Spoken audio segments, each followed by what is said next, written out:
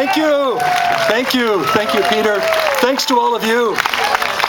And I want to acknowledge that we are gathered here on the traditional unceded lands of the Musqueam, Squamish, and Tsleil-Waututh peoples.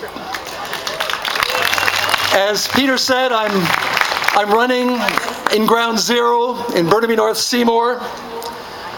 And in 9 days, on the 18th of June, our Prime Minister is going to announce the decision of the Government of Canada on the expansion of Kinder Morgan, of the Trans Mountain Pipeline. And we are gathered here today to send our message loud and clear. Prime Minister, if you want to respect Indigenous rights, if you want to fight the climate emergency, if you respect the people of Burnaby North Seymour and British Columbians, you have only one choice, and that is to say no. No to the Trans Mountain Pipeline expansion.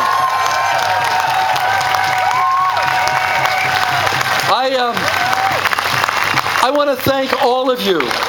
I want to thank all of you for being here today. But I want to especially honor and pay tribute to those courageous Indigenous leaders who led the fight. We heard earlier the eloquent and powerful words from Reuben, from the Tsleil-Waututh, the Squamish, the Union of BC Indian Chiefs, and other First Nations. You took the Liberal government to court, and you won for all of us. Thank you for that. Thank you for that.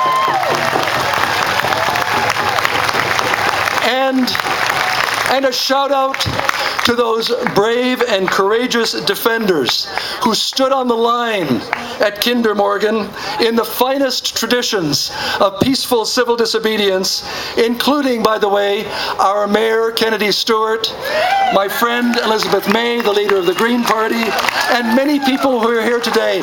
Thank you for your courage in standing on the line. And to those young people, Ali and others, those young people have come out on climate strikes, led by the amazing Greta Thunberg. Yes. Those young people in Our Time, 350.org, Lead Now, and so many more. Thank you for your vision. Thank you for your courage. Thank you for standing up for all of our future.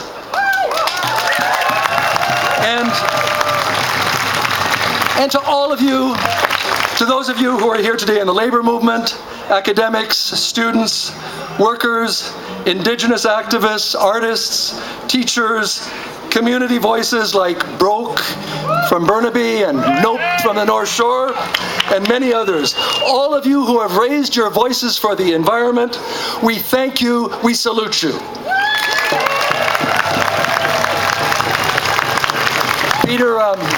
Peter mentioned my dear friend, my colleague Jenny Kwan, the Member of Parliament for Vancouver East, is here, and I also see Don Davies, the Member of Parliament for Vancouver Kingsway, who's here as well. Don, thank you for being here. So, this fight, and we've heard about the impact of this fight in terms of the climate, in terms of the threats to our community. I want to remind you as well about the serious threats, not just in British Columbia generally, but to the community of Burnaby North Seymour. 14 new tanks, 14 huge new tanks going up on the side of Burnaby Mountain in a residential community next door to an elementary school in the same space. Unbelievable. In fact, the Burnaby Fire Department in 2015 said this is madness. The risk is far too great. An independent expert hired by Burnaby said that this project would never be allowed in the United Kingdom or the European Union. If it's not good enough for them, why on earth are the Liberals telling us they're going to push it through in British Columbia? And you know what? You know what? You don't even have to look at the new tanks. Have a look at some of the existing tanks. Built in 1953, 6 of those tanks have floating roofs, and some of the best scientists and engineers have told us that if there's an earthquake, the results would be absolutely devastating. And you know how Trans Mountain responds? How the National Energy Board responds, they say nothing.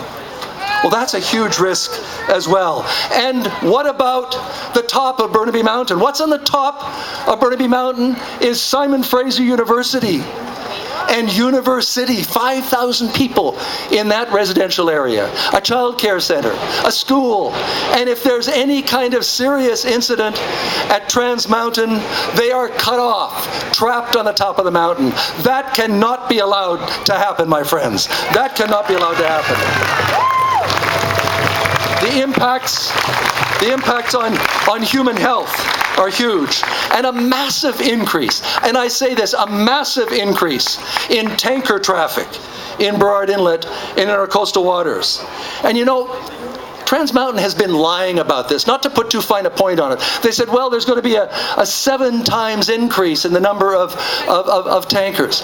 Well, SFU Professor David Huntley has been actually watching how many of those tankers there are. If this expansion goes ahead, there'll be over 400 in 1 year. Do you know how many tankers there have been so far from the beginning of this year until now? 5. It's going to go from 5 to over 200 in 6 months. That is completely unacceptable. And the impact of even a small spill would be catastrophic. Absolutely catastrophic on the Maplewood Flats area, on the Tsleil-Waututh lands, in the Deep Cove area. And, of course, even the NEB admits that there's a significant risk to the southern resident orca population. But you know what they say? They say, yeah, there's a significant risk, but you know what? The economic benefits outweigh the risk. I say shame. Shame on the National Energy Board for that.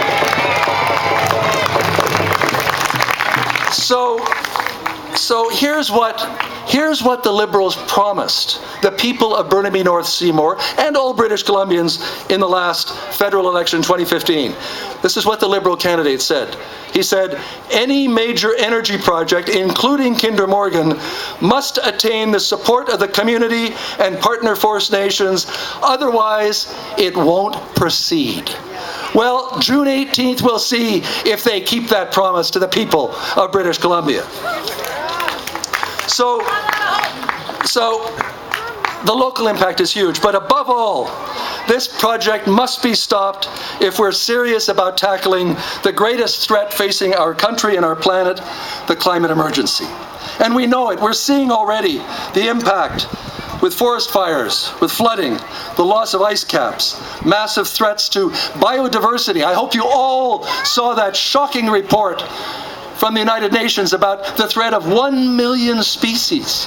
1 million species at risk. And once they're gone forever. The IPCC report that was issued, and we've heard eloquent words about that already, gives us now 11 years to respond. And as Christine Boyle said, we must respond to this just as we responded to another crisis, and that was the crisis in wartime. Joseph Stiglitz, the Nobel Prize-winning economist, said, the climate emergency is our third world war. Our lives and civilization as we know it are at stake, just as they were in the Second World War, and we have to fight with the same determination this crisis. But something unbelievable, you know. A number of groups, Stand Earth, a number of other groups said to the National Energy Board, we want you to consider the impact of this pipeline expansion on climate, on greenhouse gas emissions. You know what the NEB said? They said, no, that's not part of our mandate. Even though, by the way, it was part of their mandate for Energy East. So what do we need? Well, we need bold, transformative policies to phase out fossil fuels as fast as possible, to leave much of the oil and gas in the ground, no new oil and gas infrastructure, a rapid transition to renewable green energy. In short, we need that Canadian Green New Deal, and we need it now. We need it now. The Pact for the Green New Deal. We have to work respectfully with our partners in the labor movement for a just transition and nation to nation with Indigenous peoples. We can create hundreds of thousands of good new jobs in renewable energy, retrofitting homes and buildings, public transit, electrifying our power grid, building affordable housing, because we all know the market has failed when it comes to housing. We cannot rely on the market. Cleaning up contaminated oil and gas sites, getting rid of single-use plastics. And you know what? Yes, and you know what's really exciting, friends? What's really exciting is that many of our partners are already leading. I'm thinking, for example, of Cup W, their exciting Delivering Community Power project. They have the biggest fleet of vehicles in the country. There are more post offices than Tim Hortons. And imagine if every one of that fleet was an electric vehicle, and if every post office was a charging station, what that would do to cut greenhouse gas emissions. And all of this must be done nation to nation in partnership with Indigenous peoples, fully respecting and honoring the principles of the UN Declaration on the Rights of Indigenous Peoples, UNDRIP, full, prior, informed consent, and very importantly, honoring the decision of the Supreme Court of Canada in Delgamuukw that says hereditary chiefs have to be respected as well. Wet'suwet'en and others must be respected. We must, and I'm wrapping up here, folks, but we must be clear, loud and clear, that we will end the destructive use of fracking as well, which is a major source of greenhouse gases and methane. And finally, friends, you know, the right always asks us, well, yeah, but you know, Sven, that all sounds well and good, but how are you gonna pay for it, right? How are you gonna pay for all these ambitious programs to save the planet? Well, we have some answers, don't we? First of all, and most important, we end the billions of dollars in fossil fuel subsidies, and we end them now. We end them now. And yes, that means not a penny more of federal money to the BC LNG project either.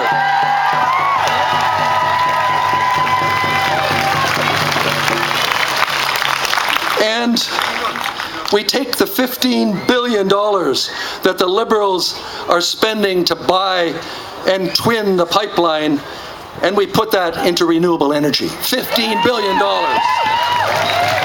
And yes, why not start taxing the wealthy and corporations, the 1%?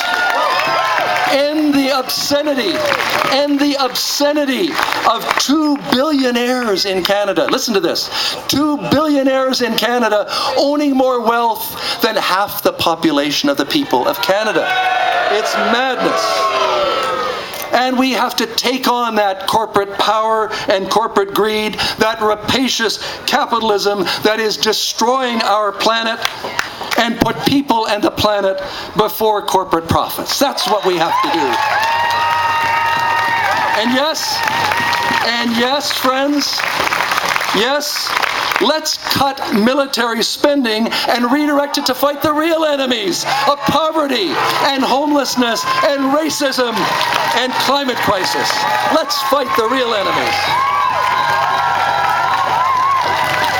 So, in closing, friends, this is the fight of our lifetime for our children and for our planet.